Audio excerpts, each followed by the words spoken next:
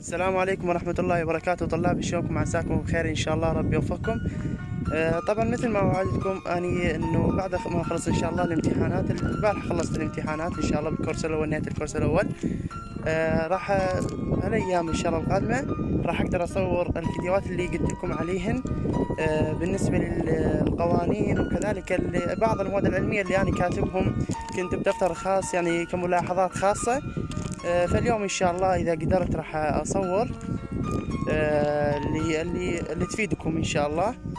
وانتم حاولوا انه اني حتى اذا مثلا مجرد انزل كملخص لكل فصل قوانين، انتم شيء اكيد فاهمين الموضوع، فاهمين الشرح، بس هم يعني اذا انا قدرت همينة مع القوانين اشرح مثال حتى تقدرون تفهمون القانون شلون راح يستخدم، خاصة الفصل الثالث مال الفيزياء. الفصل الثالث مال الفيزياء كان وقتها جدا معقد لكم. انه بالنسبة للفصل الثالث يعني الفيزياء الان وقتها القوانين، تعرفون الفصل الثالث الفيزياء اكثر القوانين بي، لانه اذا تجي على قانون تجزئ واحد فراح تصير خربطة عليكم معلومات تخربط.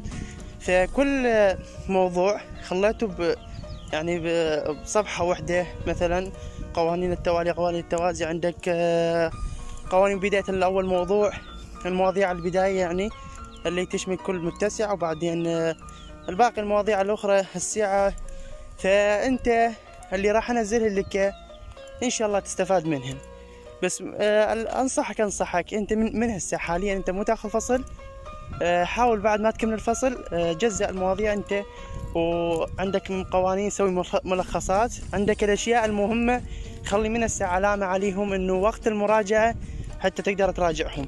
يعني اني كنت من اريد يسهل عليكم امركم ان شاء الله الدرجات العالية وشد الهمة. دحقوا شوفوا طلاب، والله هسه حاليا هاي الفترة جدا مهمة للطالب السادس، يعني من بدا الشهر الثالث بس مجرد ظلوا شهر الثالث والرابع هو بالخامس يقوم وبالسادس يراجع، يعني راجع المادة.